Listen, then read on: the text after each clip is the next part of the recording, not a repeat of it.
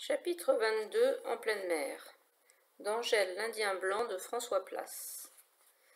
Et avant de commencer, n'oubliez pas à vous abonner, liker, commenter, partager. N'oubliez pas la cloche de notification pour recevoir mes nouvelles vidéos. Merci. Alors, chapitre 22 En pleine mer.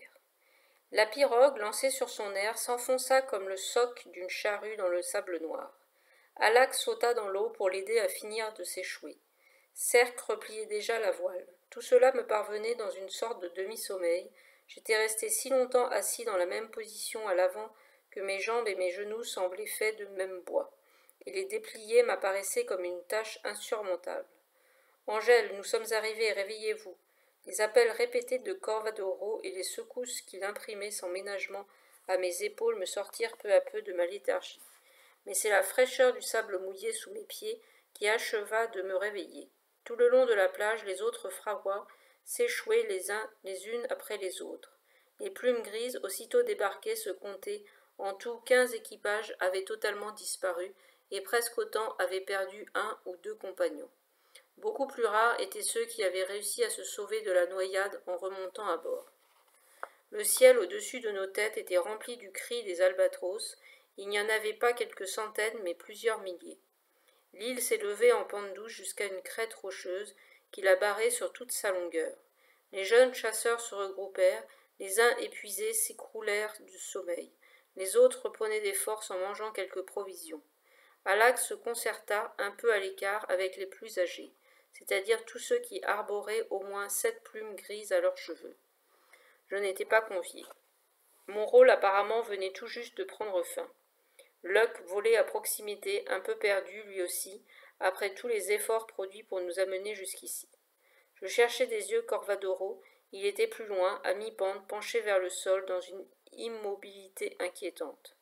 Il se releva à mon approche, en tenant entre le pouce et l'index une petite plante. D'un aspect cireux, avec des feuilles épaisses en forme de raquette, elle portait tout au bout de sa tige une minuscule fleur blanche à 5 pétales. Elle dégageait la même odeur que celle dont l'île était embaumée. « Voilà votre fleur des mers, Angèle. » Le savant souriait. « C'est beaucoup de morts pour une si petite affaire, vous ne trouvez pas ?» J'hésitais à entamer une nouvelle joute verbale avec lui.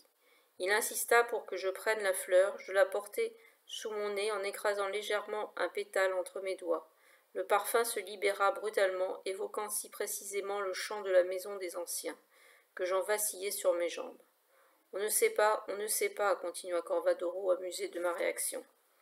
Il y a peut-être plus dans ce minuscule végétal que dans les coffres remplis d'or des palais du Grand Khan. Des nations entières, après tout, se sont fait la guerre pour des épices qui ne pèsent pas 3 grammes au fond d'une assiette. Et regardez autour de vous, il y en a des dizaines de milliers. » Je relevai la tête, il avait raison. À partir du milieu de la pente et jusqu'au rocher qui la dominait, on devinait leurs semis d'étoiles blanches au travers des rideaux des herbes hautes. Chacune naissait dans un petit entonnoir de sable noir, à l'abri du vent. Le sable était plus noir à leurs pieds, plus chaud aussi, tiède au toucher, sans doute parce que ces îles, même à plusieurs milles marins de la terre antarctique, participaient de sa nature volcanique. « On dirait que votre volatile s'est enfin assagi, remarqua Corvadoro. Il doit s'être habitué à votre chapeau, je suppose. Il a intérêt, s'il veut continuer à nous accompagner, répliqua-t-il sèchement, en frayant son chemin dans les herbes.